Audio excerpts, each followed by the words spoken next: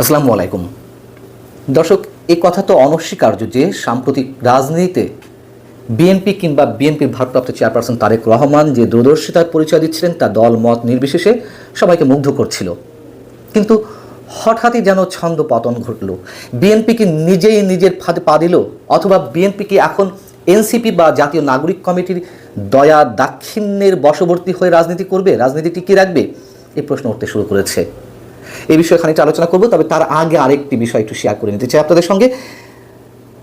গত 2-3 দিনে যে আন্দোলন আওয়ামী লীগ নিষিদ্ধের দাবিতে, সেটি কি জুলাই আন্দোলন বা গণ অভ্যুত্থানে যারা রক্ত দিয়েছেন, নিহত হয়েছেন, আহত হয়েছেন, তাদের রক্তের প্রতি লিগেসি থেকে আওয়ামী লীগ নিষিদ্ধের এই দাবি, নাকি স্রেফ রাজনৈতিক ফায়দা হাসিলের জন্য বা বিদেশি কোনো চক্রান্তের অংশ হিসেবে হাসনাত আবদুল্লাহরা এই আন্দোলনের সূচনাটি করেছিলেন? এমনিতেই তো সবার কাছে অনেকখানি পরিষ্কার হয়েছে যে এটি একটি সাজানো নাটক ছিল। আমি সাজানো নাটক বাদ দিলাম, পরবর্তীতে যেটি স্পষ্ট হয়ে উঠেছে যে তারা আসলে অভ্যুত্থানে নিহত বা আহতদের রক্তের সঙ্গে প্রতারণা করেছেন কিনা। তার কারণ এটি একেবারে স্পষ্ট। যখন শনিবার রাতে উপদেষ্টা পরিষদের বৈঠক শেষে আওয়ামী লীগ নিষিদ্ধের, সাময়িক নিষিদ্ধের যে বিষয়টি জানানো হলো সরকারের পক্ষ থেকে, এবং একই সঙ্গে বিচারিক প্রক্রিয়ার যে রোডম্যাপ ঘোষণা করা হলো, তার পরবর্তীতে নানান ধরনের আলোচনার ভিত্তিতে হাসনাত আবদুল্লাহ তিনি গিয়ে শাহবাগে জামায়াত মঞ্চে উপস্থিত হয়ে বললেন যে আওয়ামী লীগের কার্যক্রম নিষিদ্ধ করে সোমবার সরকারের প্রজ্ঞাপন জারির পর আনন্দ মিছিল করা হবে। এবং তারপর সেখান থেকে এনসিপি এবং অন্যান্য যে ইসলামী কয়েকটি রাজনৈতিক দল ছিল তাদের নেতারা, কর্মীরা সেই মঞ্চ ত্যাগ করলেন। কিন্তু সেখানে রয়ে গেলেন কারা? সেখানে রয়ে গেলেন সেই রিয়েল হিরোরা, যারা সম্মুখভাবে আন্দোলনে অংশ নিয়েছিলেন, যার কারণে তারা রক্ত দিয়েছেন, আহত হয়েছেন। তারা মঞ্চ আঁকড়ে পড়ে রইলেন এবং তারা সুস্পষ্টভাবে 3টি দাবির কথা জানালেন। 3টি দাবি কী ছিল? যে আওয়ামী লীগকে চিরতরে নিষিদ্ধ করতে হবে, জুলাই সনদ ঘোষণা করতে হবে, এবং অভ্যুত্থানে আহত ব্যক্তিদের সুচিকিৎসা নিশ্চিত করতে হবে। এইগুলো পূরণ হলে তারপরে তারা জামায়াত স্থল বা মঞ্চস্থল ত্যাগ করবেন। এবং আমি যতক্ষণে এই ভিডিওটি করছি তখন পর্যন্ত রাত 9টা, 9:30 পর্যন্ত তারা সেখানে অবস্থান করছেন। কথা হচ্ছে যে কেন শুধুমাত্র তারা রয়ে গেলেন? কেন হাসনাত আবদুল্লাহ শেষ পর্যন্ত তাদের সাথে রইলেন না? সরকারের পক্ষ থেকে একটি দাবি আদায় করে নিল, রাজনৈতিক ফায়দা হাসিল হলো, তারপরে আহতদের বাদ দিয়ে তারা চলে গেলেন।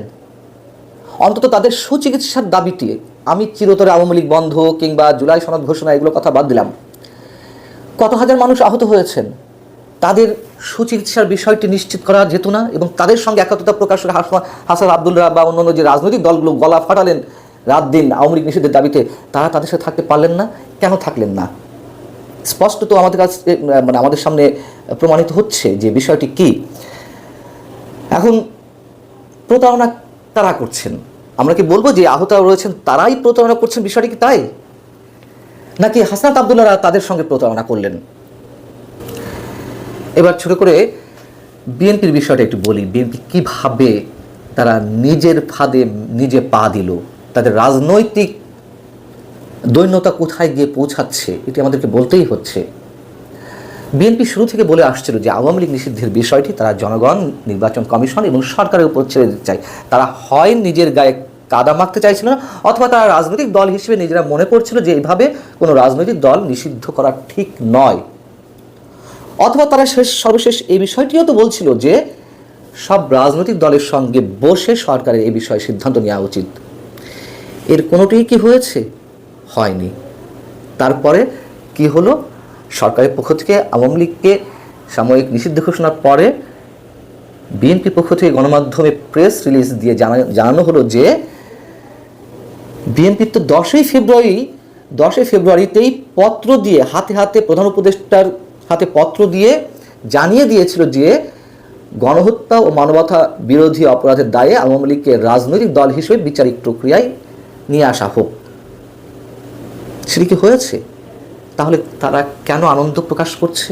কেন এখন এসে বলছে যে আমরা আগেই জানিয়েছিলাম?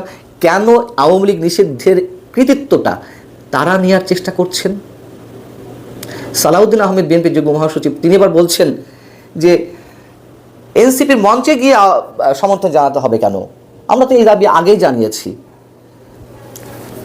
জানিয়েছেন, ভালো কথা, গেলে কি ক্ষতি হতো? এমন তো না যে ওখানে আপনাদের শত্রুপক্ষের কেউ ছিল, এখন তো সব নিজেরা। এনসিপির আত্মপ্রকাশ অনুষ্ঠানেও তো বিএনপির প্রতিনিধি দল গিয়েছিলেন রুহুল কবির রিজভীর নেতৃত্বে। তাহলে এত বড় একটা ইস্যুতে কেন গেলেন না? এখন এই দাবিটা যেহেতু হাসনাত আবদুল্লাহরা সাজানো নাটক হোক বা যে কোনো আন্দোলনের মাধ্যমে হোক আদায় করেছে, এখন সেই কৃতিত্বটা আপনারা নিতে চাইছেন কেন? এই রাজনৈতিক দৈন্যতা, যে জায়গায় স্ট্যান্ড নিয়েছিলেন সেখানে কেন দাঁড়িয়ে থাকতে পারলেন না বিএনপি নেতারা? কেন তারেক রহমান এরকম দূরদর্শিতার পরিচয় দিলেন? এবং এইখান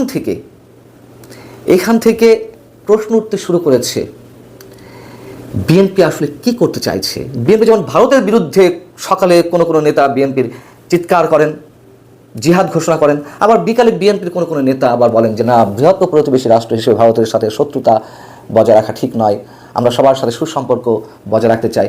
বিএনপি আওয়ামী লীগ ইস্যুতেও যেমন স্থির কোনো জায়গায় যেতে পারছিল না, ভারত ইস্যুতেও কোথাও স্থির কোনো সিদ্ধান্ত নিতে পারছে না। এটি নিঃসন্দেহে অবশ্যই বলতে হবে তাদের রাজনৈতিক অদূরদর্শিতার পরিচয় পাচ্ছে। এবং এই যে আওয়ামী লীগ নিষিদ্ধের বিষয়ে তারা এখন যা করছেন, মানে স্রেফ আত্মপ্রবঞ্চনা দিচ্ছেন, ভিতরে উপরে কৃতিত্ব নেওয়ার চেষ্টা করছে। এর মাধ্যমে কি হচ্ছে? আমি যে বললাম যে বিএনপি নিজের ফাঁদে পা দিয়েছে, একেবারে স্পষ্ট। তারা যে দাবিগুলো করছিল, জনগণ, নির্বাচন কমিশন অথবা বিচারিক প্রক্রিয়ায় যেন এই সিদ্ধান্তটি নেওয়া হয়, অথবা সব রাজনৈতিক দলের সাথে সিদ্ধান্ত নিয়ে, মানে তাদের সাথে বসে যেন সিদ্ধান্ত নেওয়া হয়, একটি তো হয়নি। অতএব তাহলে এখন বিএনপিকে বাইরে রেখে সরকার যদি কোনো সিদ্ধান্ত নেয়, বিএনপির তো নৈতিক কোনো ভিত্তি থাকবে না, এই প্রশ্ন তুলতে পারবে না যে এই সিদ্ধান্তটি কেন আইনি প্রক্রিয়ার বাইরে নেওয়া হলো, এই সিদ্ধান্তটি কেন রাজনৈতিক দলগুলোর সাথে সলা পরামর্শ করা ছাড়া কিভাবে এই সিদ্ধান্তটি নেওয়া হলো। বিএনপি সেই নৈতিক ভিত্তি হারিয়ে ফেলেছে। এবং এই যে বিএনপির কৃতিত্ব নেওয়ার যে বিষয়টি, সেটি এই প্রমাণ করছে যে, এবং যে একটি কথিত আন্দোলনের মাধ্যমে এই বিষয়টি আদায় করে নেওয়া হলো, আওয়ামী লীগের রাজনীতি সাময়িক নিষিদ্ধের বিষয়টি, এখন বিষয় হচ্ছে প্রমাণ হলো বিএনপিকে ছাড়াই এই সাবেক ছাত্র সমন্বয়করা বা এনসিপি যে কোনো কিছু আদায় করে নিতে পারে। অতএব যেহেতু প্রমাণ হয়ে গেছে, বিএনপিকে এখন এনসিপির সাথে সব কিছু সমঝোতার মাধ্যমে করতে হয় কিনা সেই প্রশ্নটি সামনে আসছে। এবং আমরা হয়তো দেখব তেমনটাই, যদি আমাদের জন্য সেটি লজ্জার যে বৃহৎ কোনো রাজনৈতিক শক্তির সঙ্গে বিএনপির রফা-দফা সমঝোতা সেগুলো মানা যায়, কিন্তু যেই এনসিপিকে দুদিন আগেও তারা বলছে যে এরা তো শিশু, রাজনীতি কিছু বোঝে না, সেই এনসিপির সঙ্গে তাদেরকে অনেক বড় বিষয়ে সমঝোতায় যেতে হবে। এবং তাদের দয়া দাক্ষিণ্যেই রাজনীতি করতে হয় কিনা আগামীতে বিএনপিকে, সেটি এখন অনেকের কাছে বড় প্রশ্ন। আল্লাহ হাফিজ, ভালো থাকুন সবাই।